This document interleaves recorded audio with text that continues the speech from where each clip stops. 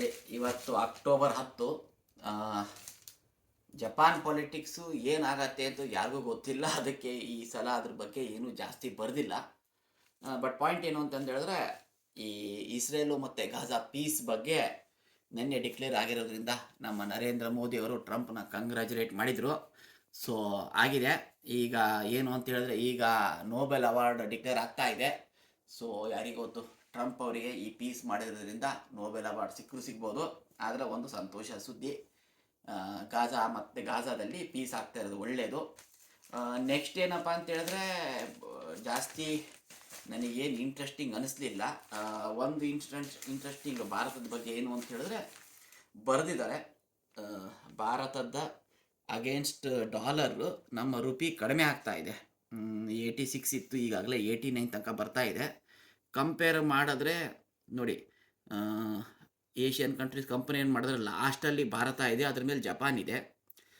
ಬೆಳೆದಿರೋದು ತೈವಾನು, ಆಮೇಲೆ ಮಲೇಷಿಯಾ ಎಲ್ಲ ಸ್ಟ್ರಾಂಗ್ ಇದೆ. ಬಟ್ ಇದು ಪಾಯಿಂಟ್ ಬರೆದಿದ್ದಾರೆ.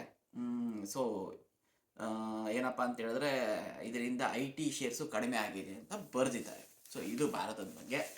ಇನ್ನೊಂದು ಏನಪ್ಪ ಅಂತ ಹೇಳಿದ್ರೆ, ನನಗೆ ಇಂಟ್ರೆಸ್ಟಿಂಗ್ ಅನಿಸಿದ್ದು, UK ಪ್ರೈಮ್ ಮಿನಿಸ್ಟರ್ ಬಂದ್ಬಿಟ್ಟು ಭಾರತದಲ್ಲಿದ್ದರು.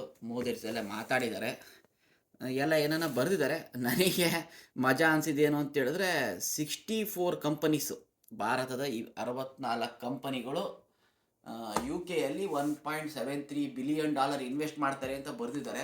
ಅವರು 100 ಜನ ಇಂಡಸ್ಟ್ರಿಯಲ್ಸ್ನೆಲ್ಲ ಕರ್ಕೊಂಡ್ಬಂದಿದ್ರಂತೆ. ಮಜಾ ಅಲ್ವಾ?